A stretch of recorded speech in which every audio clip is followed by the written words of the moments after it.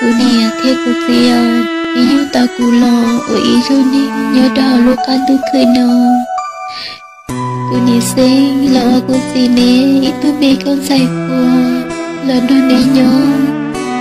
ý mua trong đi bờ xuống ý cũng chỉ cho ta lo sư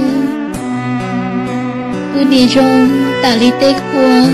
cô muốn thâu kê ý lo cây cô xì nè chơi so xưa cô nè yên trên mùa sương, em sẽ chia tiếng, cô tự mua chia luôn đi, cho luôn đã làm, để cô nít thì chỉ tao đâu cả lần được cô tí đi nhau, chỉ tiếc cô luôn đi, dục hết thì dục rong lòng, cô yêu chỉ tao u sư, u ta, đâu cả u đồ sư cô nia, cô đi lâu ấy luôn đi, nhớ đâu giờ kia đêm. Chỉ muốn suy tư ý tu giàu, ý tu nhảy tu nụ nhớ thật yêu. Chỉ yêu anh xem bộ lý tư lò.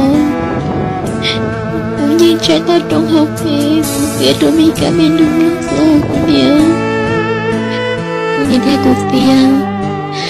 nhớ hai tiền mê nữ tư, nghe của mình sẽ nhìn chuyện đó đời nồi, để họ ủ chuyện tao để lúc đi nghe lời xế lời nồi.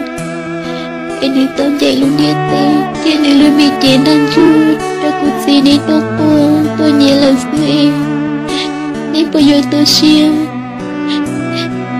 đừng để tôi bên sai theo cô nhớ, tôi hy vọng hai điều ra kết thúc, vì chỉ nói khỏi dùng nhiều, cái chỉ là mình đối tư, cô lý cuộc này lại nâu, cô thật cuộc gì thật,